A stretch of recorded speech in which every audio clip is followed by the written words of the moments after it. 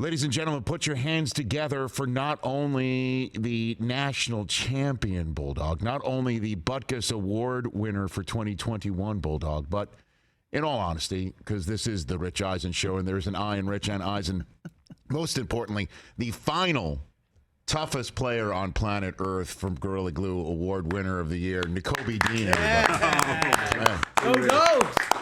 How are you, Nakobe Dean? Doing well. How is everything in your world? Seriously, tell me what the last few days have been like for you. It's kind of been surreal, saying that I was gonna come here and do something special, and actually being able to get it done. It's kind of been a feeling of euphoria. It still haven't kind of always hit me yet. So let's walk through this here, starting with your journey. Is it true Alabama offered you, and you chose Georgia over Alabama, and you're from Mississippi, Ole Miss as well? Is that a true story? Yes, it is true. Okay. Yeah, I had an offer from probably every SEC school, but yeah, it's definitely true. Okay, so what attracted you to Georgia, certainly over Alabama? What happened there? Well, I kind of prayed to God about it. I prayed like when I was in the clutch time of making my decision. I prayed to God about it, and for some reason, Georgia just felt like my gut feeling, and it's funny because a little known fact, when I came on my visit to Georgia, I didn't really like the football and stuff was great. Everything from the football to the academics was great, but I didn't really enjoy myself. So, but a part of me in my mind, my psyche was like, well, maybe you didn't enjoy yourself or going out much. You'll be focused when you get here. So that's kind of how I looked at it at first. And when I got here, of course, I learned to enjoy Athens, and I love Athens, and I love University of Georgia. Yeah. So when you went, what do you mean you didn't have a good time there? Like there was no no scene? Yeah, That's what you're saying? It was just like I didn't see at that point in high school, coming here, I just didn't see myself enjoying being out, or so I feel like if I came here, I have to venture out and become more outspoken. So it kind of played along with my growth and maturity level. Well, so that's another reason why I chose here. Well, you certainly have grown, and not just as a football player. You are in mechanical engineering. Is that your degree that you're earning from Georgia? Yeah, yes, sir. I am. Okay. Why that? What attracted you to that? Endeavor? I just knew I wanted to do something like to help people. But growing up, I always wanted to be a doctor. Okay. I wanted to be a doctor. That was kind of like my main thing. But I didn't want to do it going through like biology, because I was always interested in science and math and numbers. So I didn't want to do it doing biology. So I was like, I'm gonna do a mechanical engineering, like a pre-med track. Mm-hmm. I kind of got the chemistry, and I was like, you know what? I don't like chemistry as much. Mm-hmm. So I kind of just dropped the pre-med track and just focused directly on mechanical engineering. I wanted to. I got ideas to want to build prosthetics and stuff. So something like that. Okay. So and is it true you got a 4.0? You got the 4.0 GPA, Nakobe? Well, no, it's not necessarily true. I had a 4.0 all the way through my years of high school and everything, but no, I got here and it was hard. But I got like a 3.5. Okay. Hey, come on. All right. I just found it funny, Nakobe Dean, that you're into engineering when it sure looks like it's like taking things apart. I'll be honest with you. Just from where I'm sitting, where does this motor come from for you, Nakobe? I feel like it's my want to, it's how much I want. Like I want to be out there, and I want to play the game. And I feel like it is a certain way to play the game. That's just going all balls to the wall every time. And I feel like it starts in the off season, get yourself ready to be able to play like that. So that's the big thing. Okay, and in terms of your defense this year, when did you realize it could be as special as it was going to be? Right from jump? When was that, Nakobe? It was more so right like in the off season. You know, when I first got back, well, after the season, I had to get my shoulder surgery, so I was kind of out. I had kind of sat for the spring, but just seeing the work the guys was putting in and the work we were all putting in from not only a physical standpoint, but from a mental and a personable standpoint, getting to know each other better, connection and everything. It was like, yeah, we can do something special, and I felt like I kind of was put in position I had to step up as far as being a leader. I already felt like I was a leader, but I felt like I could take the next step in being a leader and leading this team and leading the defense. So that was my biggest thing. So during the offseason, just seeing the way we worked and the way the coaches were locked in, they were just as locked in as us, and seeing the team shift to a player-led team other than like the coaches trying to lead and coaches got to push us. It shifted to a player-led team. That's when I knew this team could be special. Nakobe Dean, toughest player on planet Earth, final Gorilla Glue Award winner of the year right here on the Rich Eisen Show. A few more minutes left with the national champion. So let's talk about the journey here as well. Do you think you would have gone to where you went eventually and won it all if you had not lost to Alabama in the SEC championship game? Was that a necessary part of your journey, do you think, Nakobe Dean? Yeah, I mean, you know, the world may never know, but that loss, I say, that loss in the SEC championship kind of woke us up. You know, Jordan Davis like to say, it was smelling sauce. You know, it woke you up. It was like, yeah, we not invincible.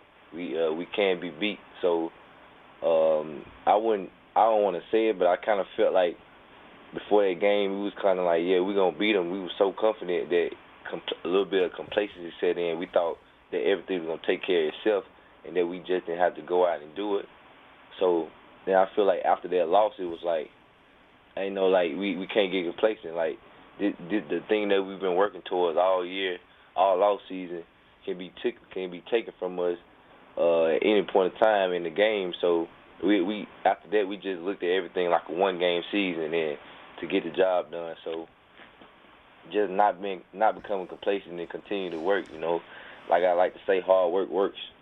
Well, you know, and I think, you know, I really just love watching you play and how fast you fly to the football. And, you know, you got in the face of one of your teammates during the national championship game when it appeared like he was kind of picking you off from trying to make your play. And his response, your teammate's response, was kind of like to understand, you know, where you were coming from. Like, you're clearly the leader in the heartbeat right in the middle of this defense, and it's a testament to my professionalism that I'm happy to give you this award, Nakobe, because I don't know if you're aware, I'm a University of Michigan Wolverine fan. Oh. It seems like he did not know that. He did not know that. And you made my New Year's Eve miserable, Nakobe.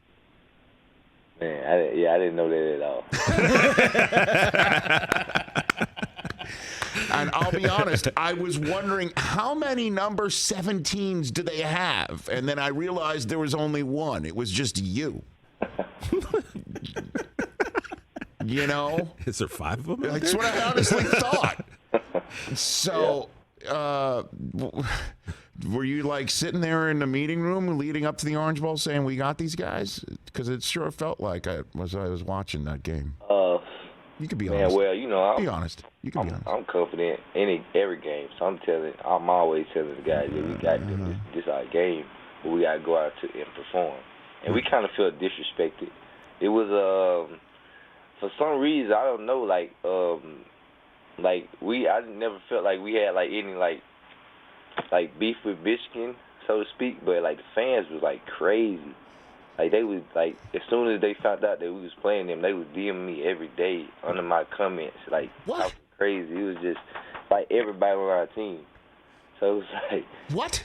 Are you serious? Michigan fans were. I was like, what is going on? Like, it was crazy. But we was kind of we was mad because like everybody wasn't, you know, kind of people were saying that we was undeserving like the spot we had, because the way we lost against Alabama, we was overrated and everything like that. So we came out, we did play a little pissed off, and they chip on our shoulder only got bigger. Yeah, I don't know who was DMing you to say that we had you. Rich Eisen. No, that was not. That would be the time to apologize, Rich. No. Yes, go ahead and apologize, Nakobe. Nakobe can look in. You can look in your DMs. You know that wasn't me. I would never do something like that. Burner account, Nakobe. But no, your fans hadn't won in 40 years, and you saw the outpouring of love. Like, this was huge for us. We beat Ohio State and all that business, and so. Yep. Yeah, I definitely understand that. I'm not following the fans at all. Okay, very good. So, who was the last couple for you, Nakobe Dean? Do you know who's the one who handed you the Alabama championship hat after the game? No. Have you found that out? I do not know, actually. So, they found the video of my reaction and everything. Yeah, it's They found great. the video of the person giving me the hat. Your reaction when you saw the hat was just like, what is this about? Like, you saw that. Yeah, and I was thinking to myself, I just did a whole interview with the Alabama hat on. The logo towards the camera. It was like, what? But I ran with it, though. I kept, I didn't care. I just wanted the hat, no matter what. I mean, of course I wanted to say Georgia on it, but. Of course, the G. The Alabama hat, make one nice souvenir. Okay, and then Stetson Bennett the fourth. What did it mean for you to see him play like that? He was crying. You know his story. You had a front row seat for the whole thing. So, it meant a lot. It meant a lot just being able to play with him and calling him my brother. Just seeing the way he worked, he inspired. I know he inspired me to keep going no matter what. How so? What the adversity is. So, how did he inspire you? What do you mean? He's just his whole story. His whole story, the way he worked, the way he don't complain. He just comes in and works and handle his business and do his job. So just seeing somebody like that, leading by example, inspires me no matter where I go, no matter how hard it gets. Just continue to work, continue to trust yourself and believe in yourself and don't doubt yourself, and continue to work. So it was just special being able to see him prove a lot of doubts wrong. Well, Nakobe Dean, you've won a lot. You've got the national championship. You're part of a historic team, the Butkus Award, and so many accolades. But now I have to be honest with you. This is the biggest.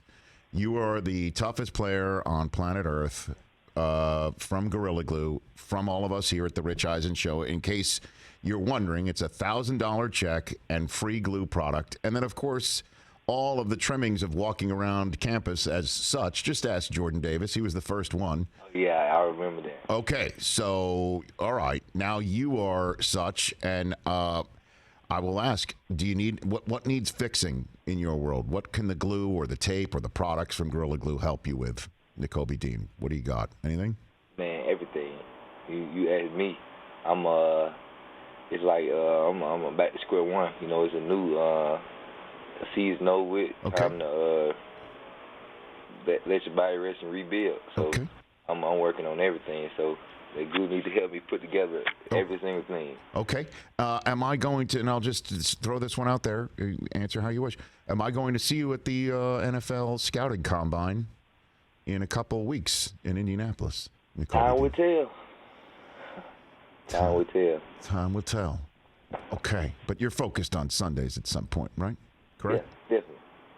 Who's your guy? Who do you want to come to the NFL and emulate? Who do you got?